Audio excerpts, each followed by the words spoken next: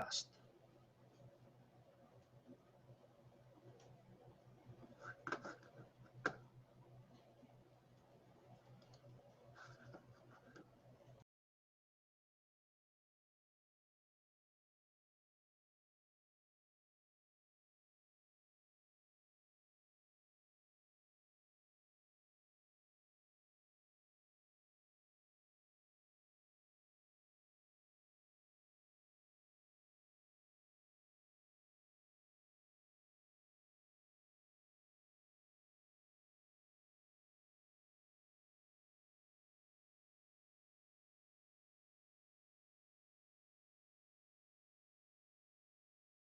All right.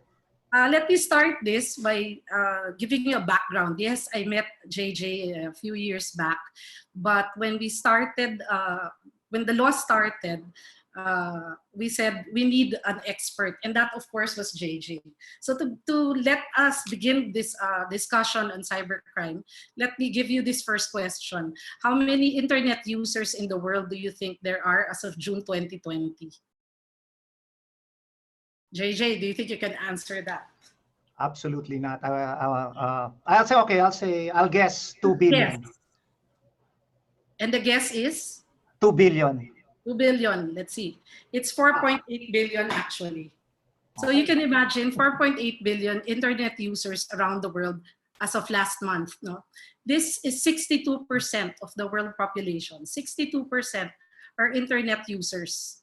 And you see from the graph here that a big number of that chunk comes from Asia. It interested me to see that North America is a very low 327 million only. So makikita natin that we from Asia are really big internet users. How about mobile phones, Jay? How many mobile phones do you think there are in the world already? Mobile phones. It has to be equal to the, I don't even know what global population is. I'm sorry, but I'll say 8 billion. I'll say 8 billion. You'd say 8 billion. Let's look. Quite near, 6 billion, lesser. Okay. And of that, 3.5 billion are smartphones. No? How many Facebook users are there? In the Philippines, if the population of the Philippines is 100 million, there are 200 million Facebook users in the Philippines. Okay, it's 1.84 billion. There you go. Look at that. That's a big figure. And of these, number one in Asia would be India with 251 million users, Indonesia, and we're only number 3. Akala ko rin dati na at malaki yung difference between Indonesia and Philippines. But they're twice our population. Yes, so but in terms of population. But we are heavy Facebook users, heavy internet users. And that would give us a background why there really should be much emphasis and concern about cybercrime. Now this one, JJ earlier said that I'd go down from the podium and go to the judges. Sayang nga ngayon because I cannot see the audience face to face. I tell them, don't be scared. This is a safe venue. Manghula lang tayo. So sa hulaan, what do you think is the number one cybercrime in the USA? Number one, I want to say scams, but I'm probably wrong. And it's computer fraud. Okay. Do you think that is the same in the Philippines? That this is one of our top crimes in the Philippines? So interestingly enough, we have Agent Senora later, and he will be discussing. He will be discussing that. Not to preempt him, no. But here I'll give you the top 3 in the Philippines, and I think medyo obvious that number 1 is online libel. And interestingly enough, also the bulk of the online libel cases are not really against the press.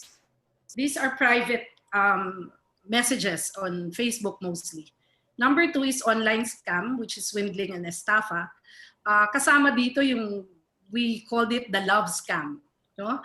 Love scam was so prevalent with NBI, yung kwento nila sa akin. And they usually target middle-aged women who are lonely, tapos ginagamit yung kalungkutan nila para i-scam sila.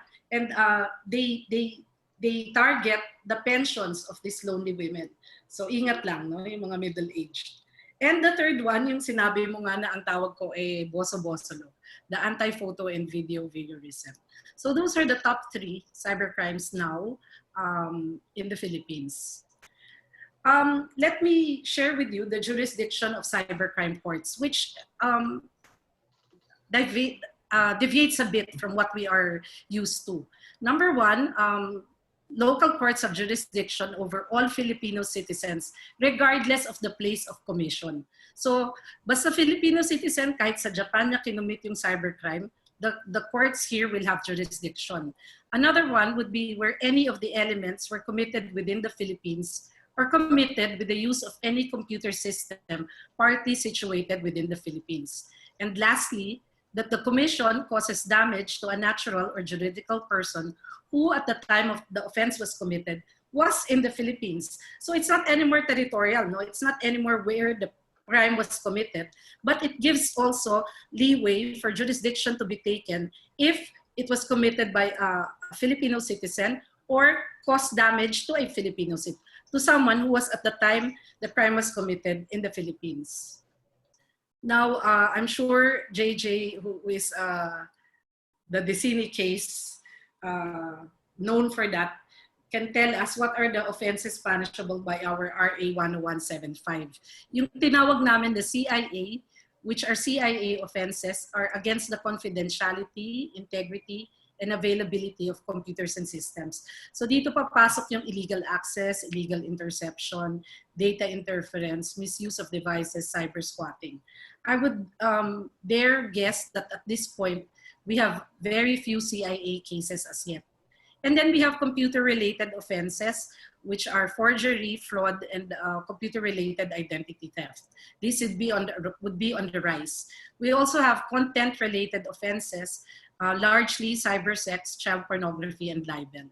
And then what we call the Section 6 offenses are those regular offenses under RPC, which are committed through the use of computers or ICT. An example would be threats and coercion. Now, so we had the 2012 law, and then, of course, it was brought before the Supreme Court and some sections were found unconstitutional.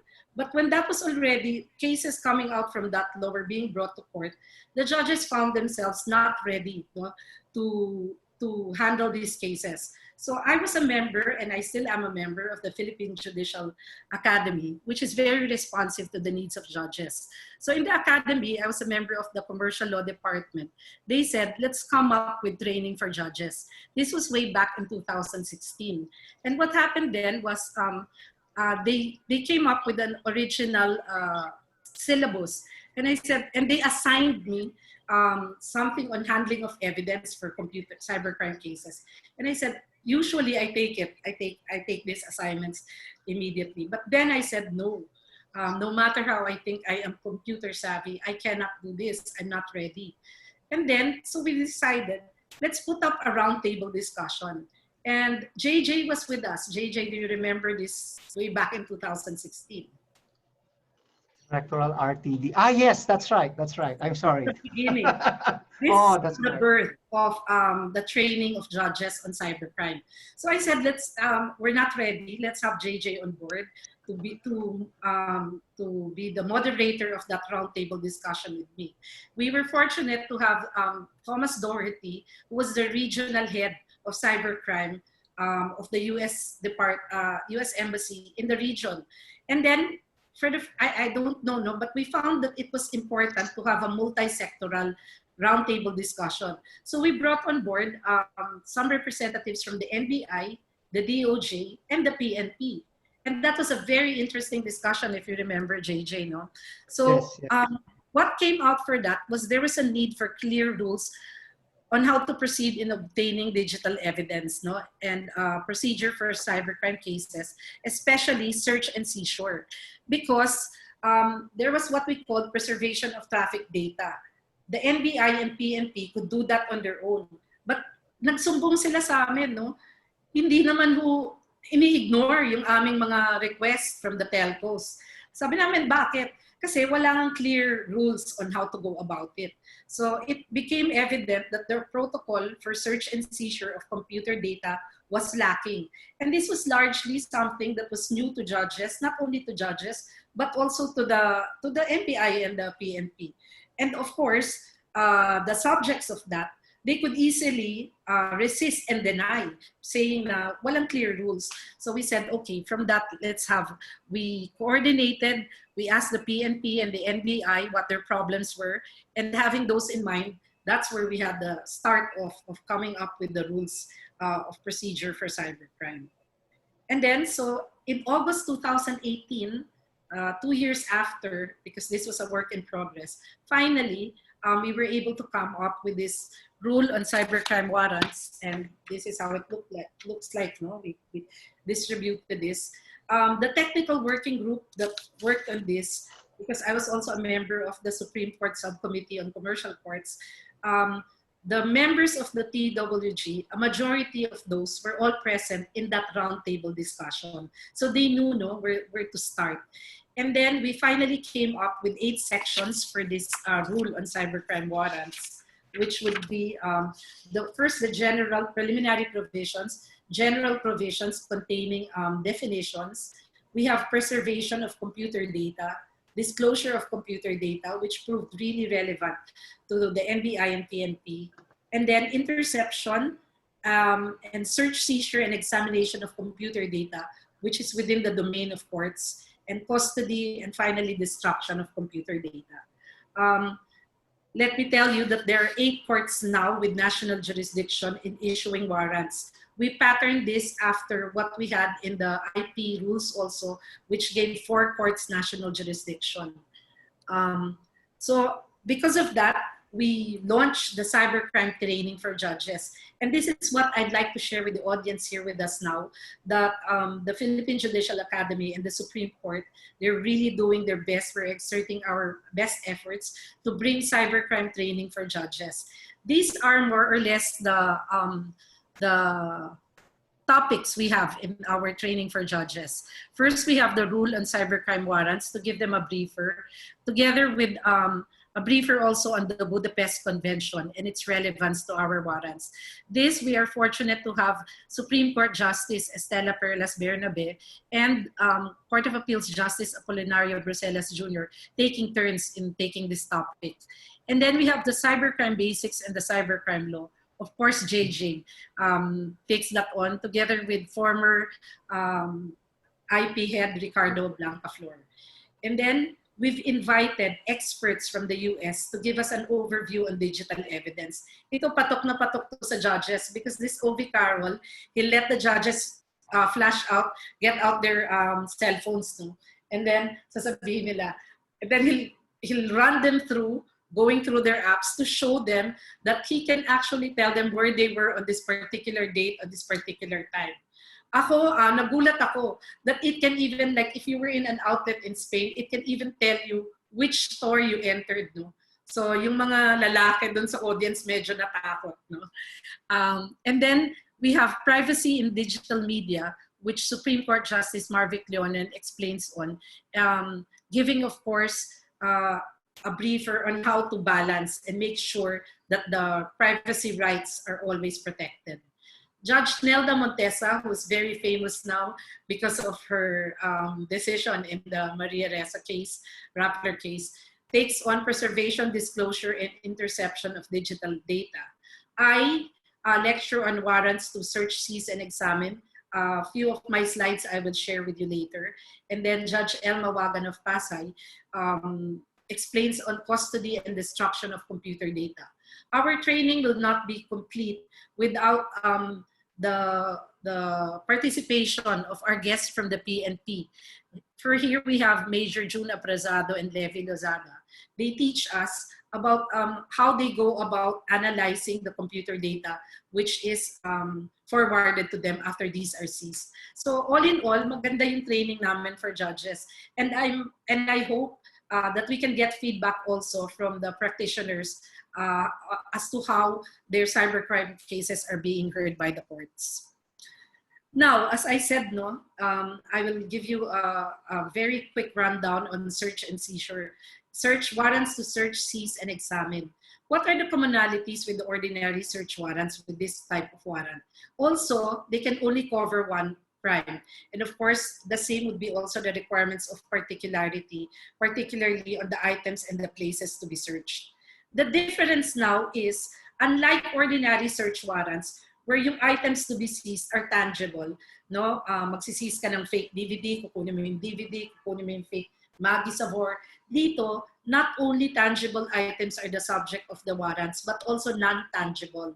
That's why, because of this reason, we also have on-site and off-site searches, physical versus non-tangible search. So those are the differences.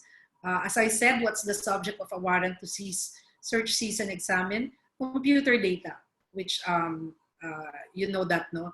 These are human-generated, computer-generated, or a hybrid. Now, what are these computer data? Pwedeng contraband itself, the computer is stolen. It's a repository of data that is contraband. Pwedeng fruits of the crime, instrumentality of the offense, or even evidence of a crime. So when we talk about computer data, it can be spreadsheet showing even illegal drug transactions, or a letter used in fraud, or log files, and also files showing when a computer and when a website was accessed. Now, like ordinary search warrants, only law enforcement authorities may apply for these. These parang review ng search warrants, what do this application contain? Of course, what the one crime involved, a particular description of the computer data sought, etc. Now, what additional information? Again, we go to what's the difference. Here, we ask for an explanation of the search and seizure strategy. Because unlike ordinary searches, hindi yung pupunta na lang dun sa site and then search and seize, no? You have to have an explanation. I'll expound on that later. And also a projection of whether the search will be on-site or off-site. Of course, a listing of the items to be searched, seized, and examined, and that these were observed to be at the search site. Another important matter that should be in the application is the projected time frame. Now we know the probable cost requirement. Same as ordinary rin, yung description of the place, it's best to include the sketch and the photographs. I want this, no? Now, I have a query. Is a warrant seeking to search, seize, and examine, in quotation, all records of a computer valid? I'm sorry, JJ, you are my only audience that I can interact with, so I will have you warrant a guess to this query. No. So Justice, you ask a question, and then we will see people answer. I want you to know that I'm seeing that we have people from Davao City, people from Butuan, Pangasinan, Tarlac, from all over the place. So you ask this. What's your question? Is warrant seeking to search? Seek and examine, to search, seize, and examine all records in quotation of a computer valid. All right. There's an answer here from Leanne Torato. Her answer is no. Catherine Mesuelo says no. Christian Maris Valdez says no. Mukhang di ano po is no. May nag-yes. Yes, no, lahat sila no. And of course, that is correct. No? It's overbroad and unreasonable. Because we are new to this, we follow the DOJ advice that says you begin with an all records description and then you use qualifying or limiting language, stating, of course, all records of JJ Decini from the period of June to July 2020, and then include explicit examples of records to be searched. No? So thanks for that, JJ, for facilitating. Another query, can the search include deleted, encrypted, or password-protected files on a storage medium found in the search location? Okay, I'll wait for the answers. Your application. And yes. Okay, let me see the names. Trish, ang dami, mabilis. Roel Campolo, Joseph Caneva, John Marie Paragas, Francia Osorio, Edrenal, Caliaga, Panganiban. Puro yes. Puro yes. Okay. Yes. And I'd like to say, mga galing sa Davao, I ensure you that the Philippine Judicial Academy has gone nationwide to teach all the judges so far. We're doing our second set na siguro. No? Yes, you're all correct. It's reasonable to believe kasi that the object of the search will of course be tinatago. It can be found therein. Tinago nila. So yes, the search can include those that are password protected. Now, when can off-site search be conducted? If it's not possible to do the search on-site, no. But the important thing is if an off-site search is to be conducted, the ones executing the warrant should ensure that a forensic image must have been made. This is an image copy, no? And they have to put also the reasons in their return why an off-site search must be given. Now, let's talk about why. Why do we go to an off-site search? The measures of computer data are terabyte, petabyte, exabyte. And then the last is ito, no? Equivalent to 166 trillion bytes, miles, or 266 times around the sun. Yung mga nagpa-floppy disk ng 80s, if you remember there was a big one para ganyan size, there is a smaller one. Those floppy disks of the 80s only contain 20 pages of text. A gigabyte is equivalent to 1,000 feet high stack of paper. So we envision that already. 1 terabyte, usually, marami na tayo niyan, up to 1 terabyte external hard drive. JJ, anong pinakamarami mong external hard drive? Ayoko mamin. 8 terabyte. So, sabihin lang natin 1 terabyte. 1 terabyte can contain all the documents in all file cabinets in a big building. So, can you imagine yung laman ng 1 terabyte na yun? While 8 zettabytes was created in 2015. That's my latest. So, can you imagine if you seize my laptop, that's the seizure already of all the documents in my office and in my house, no? And then, so it's due to the immense storage capacity that the computer search can be unreasonable because of overbreadth. Parang hindi kagaya nung search na physical, in one go, makikita mo yung laman ng pupuntahan mo, pwede mong kunin. Dito, because it's computer data, it can be unreasonable to expect that in one search incident, you can get everything. So since computers store large volumes of information, it will be impractical to expect the enforcers to get everything during its implementation. No? So, and also, sometimes passwords prevent them from conducting the search on site. So they have to extract this outside, no, in their labs. Okay. Now, what must be done? I said, of course, make sure there's a forensic image. Computer peripherals, you also need not just, you get everything so that a match, when you do it off-site, magmamatch yung equipment. No? Now, another query. In the course of a valid search involving computer fraud, so the search warrant was for one crime, no? Computer fraud. The police discovered pornography in the respondent's laptop. Can he still continue to search for child pornography? Jay? No, merong. Sorry, Justice. I'm looking at the answers. There's, merong, hati po ang ating audiences. Ang audience. Some are saying no, some are saying yes. Why yes and why no? Are there explanations? Sabi nung isa, yes, kasi part daw of a valid search. Okay. Yung isa po, sabi niya, plain view doctrine. That's Nayerson Tualia. Yeah. Made in the course of a valid search from Ray Pulikay. Meron ba nagsabing no? Meron nagsabi, each warrant is for each instance. Again, Renato, I think, madami na po nag-no. Madami nag-no. Okay. Sabi the search warrant is for fraud only. So the answer is no. No. Another warrant must be applied for the crime of child pornography. So we have to remember one crime per warrant. Now, I understand those who say plain view doctrine, di ba? But we've looked at cases in the US where tinapon, no, they were not admitted in evidence. Why? Well, it depends, no? Some jurisdictions say no because you have to apply immediately for another. But some says if you abandon the original search premise, which was for computer fraud, and went on the path of child pornography, then that's a no-no. Kasi inabandon mo na pumunta ka na dito. But this is a general rule now, no? Best to be safe, one crime per warrant. Okay. What activities are allowed when you're implementing the warrant to seize? Interception of communications and computer data can be done, provided these are reasonably related to the subject matter of the warrant. And then again, you have to explain the reasons in the initial report and must be fully disclosed. Now, we also place this cooperation from persons on site. The PNP and NBI can order anybody on site who knows about itong two things, the functioning of the computer system and measures to preserve and protect the computer data, to provide necessary information to enable a successful search seizure operation.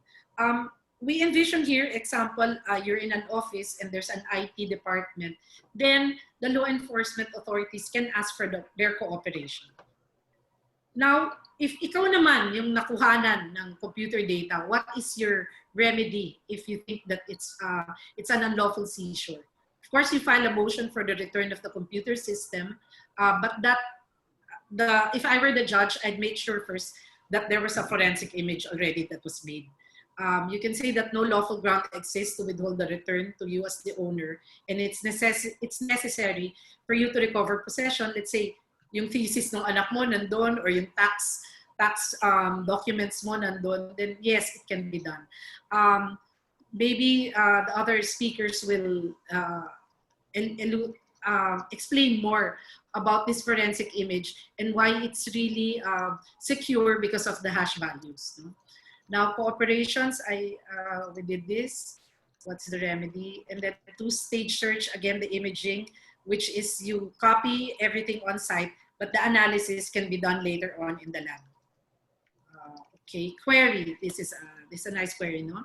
A policeman assigned to a mall responds to a call for assistance from department store security guards because a suspect is being held, complained of taking unauthorized video of women in the dressing room.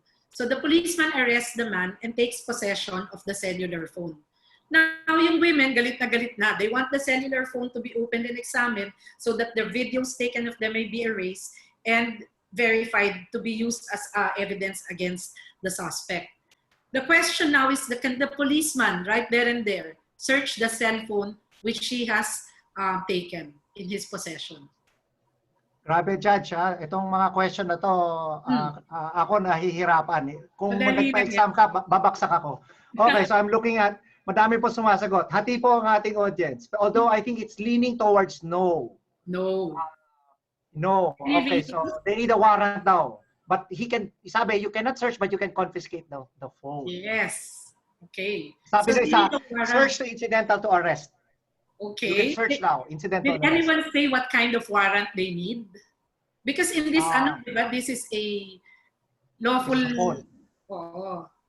let's look at the answer na, ha? No, he cannot, even if he lawfully confiscated the phone, he cannot open it. He must apply for a warrant to examine computer data. So this is another warrant. The warrant to search, seize, and examine is different from a warrant to examine computer data. And what are the requirements for this new type of warrant?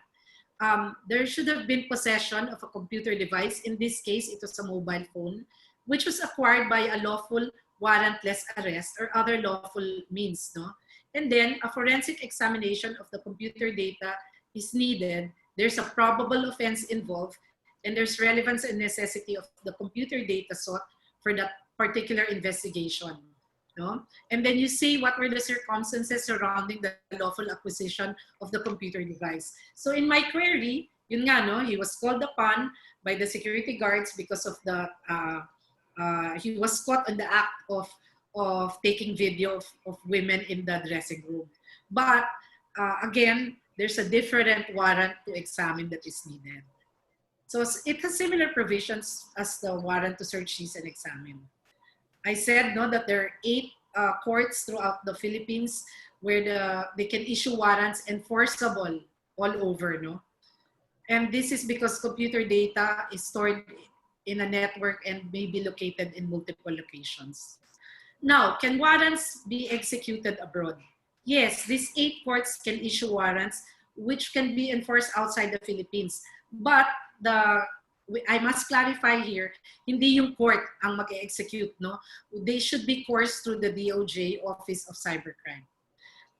Do I still have time, JJ? Yes, Justice. This is the going near the end na, no? I'll just share what are the common defenses in cybercrime. Itong ghost in the machine. Ghost in the machine, sasabihin nila, naku, di ko alam ano nangyari. May virus yung computer ko. There was a zombie in a botnet. It was controlled. I had nothing to do with the crime. No, may ghost dyan. May nangyayari dyan kamangha-mangha. How would you go against this defense? No, rebut with evidence that may antivirus software naman yung machine mo, no?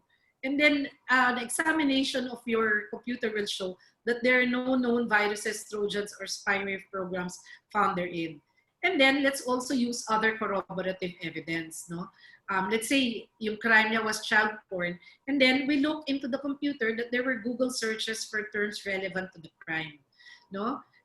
We can also look at similar aliases in email social networking sites. Na he used the same alias. Of course, we always emphasize in our training, don't be limited to cyber data. You also use non-electronic evidence like physical surveillance na will show that he was actually in front of the computer, no, at that time. Another event is what we call the SODI defense, or some other dude did it, no?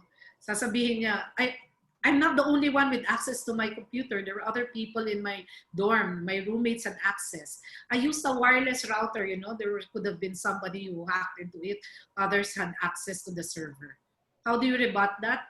You show firewall logs. You show remote desktop logs. You show that he only had one account and there was a password set up on his computer that no way could anyone have entered his computer without knowing that password.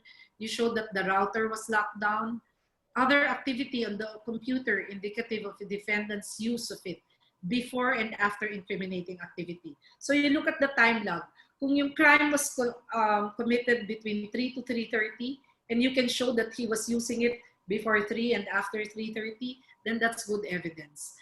No? Again, non-computer evidence, security cameras, office pass keys, recent purchases. No?